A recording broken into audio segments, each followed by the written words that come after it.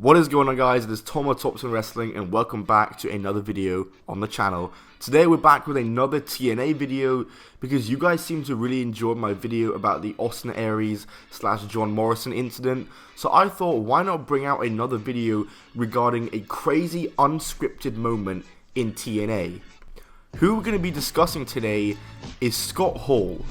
We're going to be discussing his awful run with TNA, him no-showing an event, how that led to a crazy unscripted promo, and how that led to a backstage physical altercation.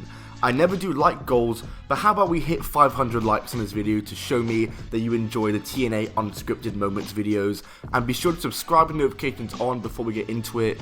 Be the first to see my new videos. The majority of you guys who are watching these videos aren't actually subscribed according to my analytics, so if you did subscribe and notifications on, that'd be really appreciated. But let's get right into it. Let's talk about Scott Hall's short but not so sweet run with the company. In fact, he had many short but not so sweet runs with the company. Hall first started appearing for the company during 2002, the days where they were called NWA TNA, and he would wrestle a few matches on their weekly pay-per-views. He faced the likes of Jeff Jarrett, teamed with Six Pac, aka X Pac, and even faced Ron Killings, aka R-Truth, for the NWA World Heavyweight title, which is one hell of a sentence. I mean, Scott Hall versus R-Truth for a world title. He would return to TNA in 2004 and have a very strange run. Like, really strange. He would align himself with Kevin Nash and Jeff Jarrett to form a stable called the Kings of Wrestling, which did not include Cesaro or Chris Hero.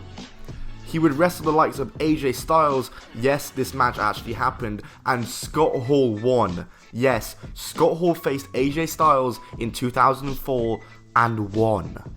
Then, at that year's turning point, the team of Hall, Nash, and Jarrett were defeated by Styles, Jeff Hardy, and wait for it, Randy Savage. Like, what a crazy match. Do you see what I mean when I said his run was just strange? His final match of his run saw him lose to Jeff Hardy at Final Resolution in January of 2005. But alas, he would return once again for another run with the company in 2007, and oh boy, this is where it gets juicy. Going into Genesis 2007, Nash was teaming with Kurt Angle to take on Sting and a mystery partner, and the whole storyline saw Kevin Nash predicting Scott Hall to be Sting's partner, which would lead Scott Hall to return and state that he is in TNA solely to confront Nash. Scott Hall and Kevin Nash had an in-ring segment where Hall asked Nash why he wasn't there for him in his troubled past. So, using real-life problems once again with Hall. Brilliant.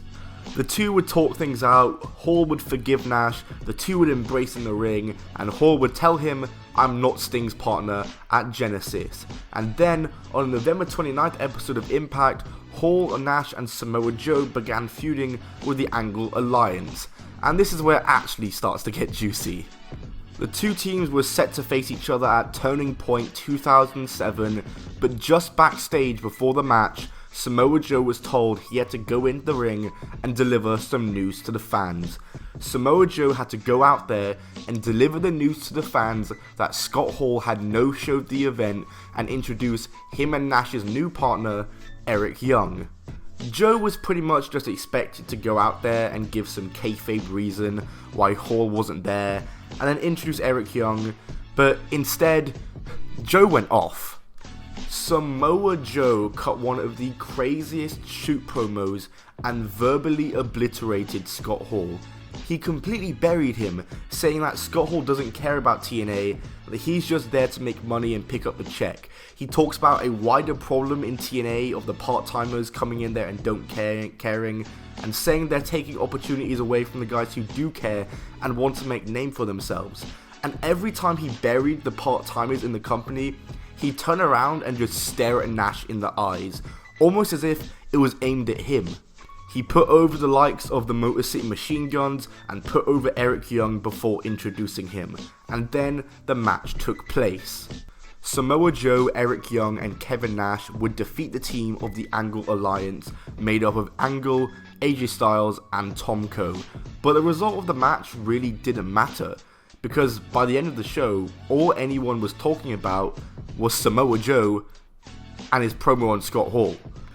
Joe's announcement of Scott Hall not being there went 5 minutes longer than what was planned and had many people in TNA upset with him.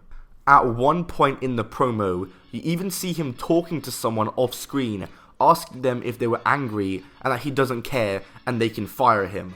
And who was this person he was talking to? Dixie Carter. He was telling this to Dixie Carter, the literal president of the company. This guy has balls of steel. And another person who was angry was, of course, Kevin Nash.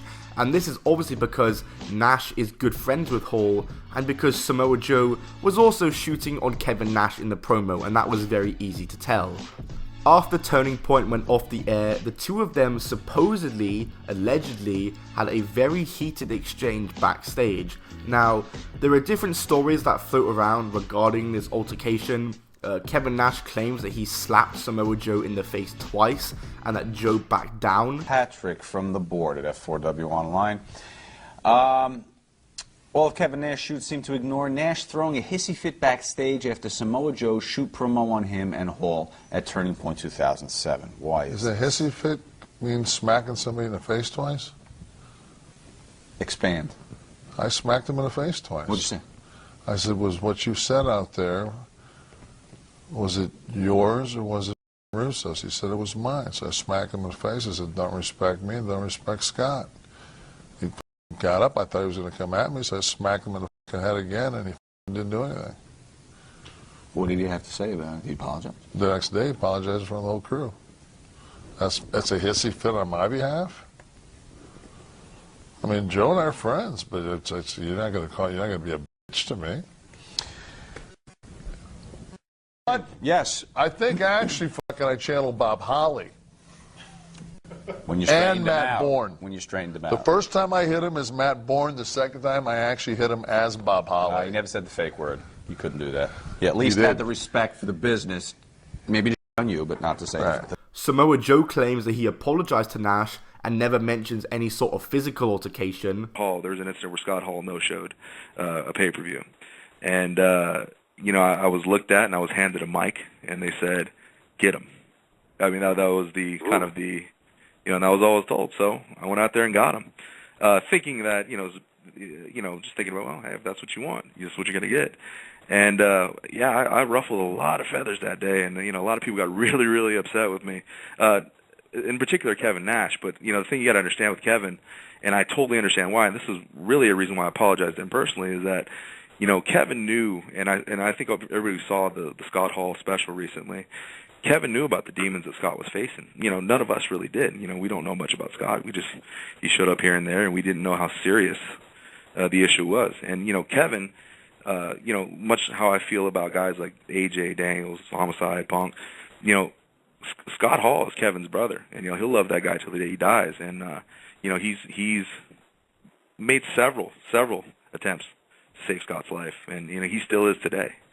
And, to have a brother like that just torn apart like that, and, it was really hard for him. And knowing Kevin, and I have a really great relationship with Kevin now, and knowing how honest and how true and how much he believes and loves his friends, I couldn't help but apologize, because I understand, the pain and the anguish and all the heartache that he was going through in trying to save Scott's life. And, wrestling's wrestling, and then there's real life. And, I like to think that, I have an appreciation for, the problems and the issues that people go through in real life. And, I offered my apology to Kevin based on that, because Kevin's an honorable guy. He's a good guy. He's doing everything in his power to save his best friend's life and to do what he needs to do to help Scott. And to have to sit out there and just, hear those words, and it was everything that he didn't want to hear.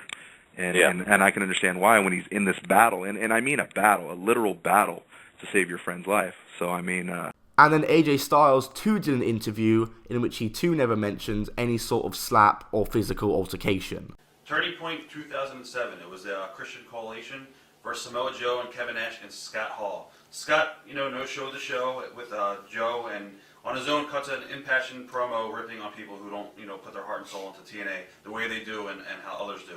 Kevin Nash gets pissed about this and goes after Joe in the back. As a TNA original, who do you feel was in the right there? Well, you got to understand what was going on here. Joe didn't do that on his own. They told him to go out there and shoot on them. And Joe, being as passionate as he freaking put it on there. And what he said wasn't wrong, but it was who he's saying it to. Because, while Scott wasn't there, Kevin was standing right there beside him. So I can understand why Kevin would have taken that, like, wait, dude, I'm here. And why he would be pissed off. And I don't think that it's accurate to say that Kevin went after Joe. I don't think anybody's went after Joe, but I think they discussed it and finally came to the conclusion, like, wait a minute. I was told to say this stuff. And not, it wasn't, I'm not pissed at you, Kevin. And Kevin's like, wait a minute. And they understood that it's almost like they were putting them against each other, to this real life situation. And, once they found out that it was the office, they were like, okay, we're good. The internet went crazy for Samoa Joe's shoot promo, and many to this day regard it as one of the best shoot promos of recent history.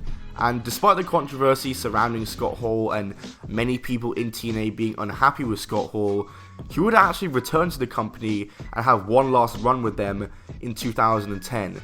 But not only would he have a run in 2010, he would make an appearance at Turning Point 2008, just 1 year on from the same pay-per-view that he no-showed and got buried on. But listen to this. He was shown in the crowd with the Insane Clown Posse, but here's the best part. ICP were asked to be there by TNA, but TNA had no idea that Scott Hall was Insane Clown Posse's guest, so they just showed Scott Hall on TV, not knowing that he was supposed to be there, because he wasn't supposed to be there. ICP brought him with them as a guest, which is just too funny to me. He would officially make his TNA return on TNA's special 3-hour Monday episode that took place on January 4th, 2010. He would reform an alliance with Kevin Nash and Sean Waltman, calling themselves The Band. Just 1 month later though, Hall and Waltman turned on Nash, beating him down, and Nash would align himself with Eric Young, and the two teams began feuding with each other, with them squaring off at Destination X in March 2010, with the band's TNA future on the line. Ultimately, however, the band would win the match after Nash turned on Eric Young to rejoin the group. Yes, all this happened in literally 3 months. He got turned on, made a team with someone else, then turned on that guy and rejoined the same group. But listen, we're not done. The band would then begin feuding with Team 3D and Eric Young, and this would see Eric Young turn on Team 3D and Eric Young join the band. I mean, the amount of swerves here is just insane. On a May 13th episode of Impact, Hall and Nash challenged Matt Morgan, just Matt Morgan by himself, to win the TNA World Tag Team Championships. Yes, Razor Ramon and Diesel won tag titles for a major promotion in 2010. Like, come on. However, this reign would last for less than a month because Scott Hall would make his last appearance for TNA less than a month later on the June 10th episode of Impact, and on the June 14th tapings, the band was stripped of the titles, and the next day, Hall departed from the company due to his in real life legal problems. So yeah, that's the story of Scott Hall's run in TNA, Samoa Joe's crazy shoot promo, a backstage fight. This story had everything. It had an awful run with some part-timers and some controversy with a major shoot promo, a backstage fight. It had everything. What a great story this is. But yeah, that is going to do it for this video, guys. So if you did enjoy, be sure to smack that like button. I'm very tired right now, so if I have a different voice or if I slowed a couple words, I'm really sorry. I'm just so tired right now and I need to get this video out because it's been a while since I've uploaded. But yeah, I'll see you all soon, guys. Goodbye and keep on rolling.